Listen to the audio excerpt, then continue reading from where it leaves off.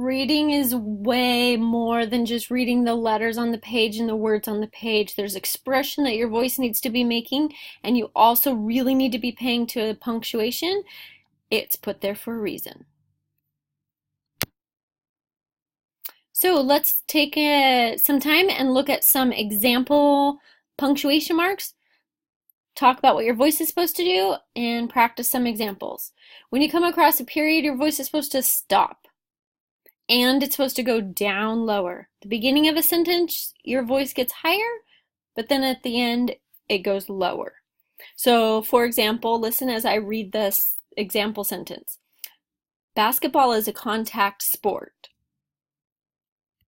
Now, let's do a question mark. When you say a question mark, your voice goes up, but it kind of goes up in a wobbly way.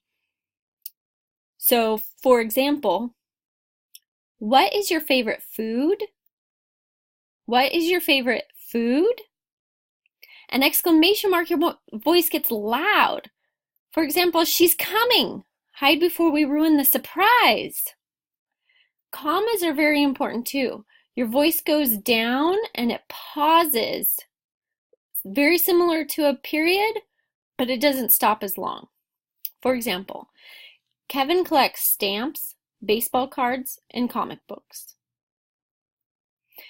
When you get to quotes, which is the next one right down here, these ones are quotes. When you get to quotes, you need to sound like the character who's talking. So for example, I already know that the example sentence is an old woman, so I'm going to make my voice sound like an old woman. Well, hopefully. Don't dilly-dally all day, said the old woman.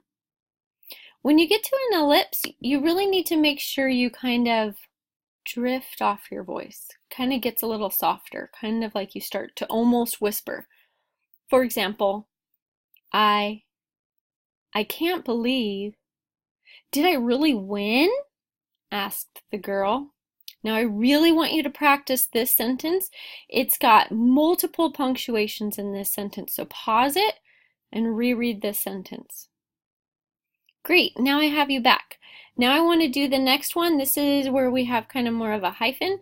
This is where your voice stops abruptly and then you read the remaining text quickly.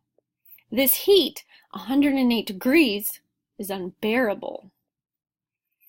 Now, the next one is a parenthesis, and this is where you almost whisper to the reader.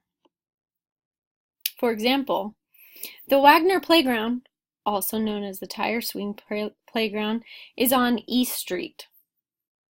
Now, the final thing that's super important is whenever you come to italics, bold-faced, underline, or all-capped words, you need to stress these or stretch them out. I kind of say it's like taffy or any kind of gum that you can stretch it out.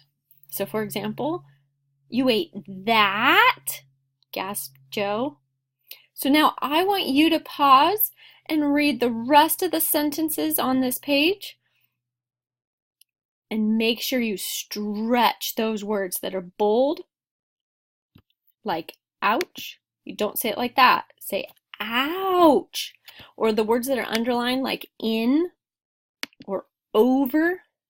Or the big all caps words, you're going to stretch them out too.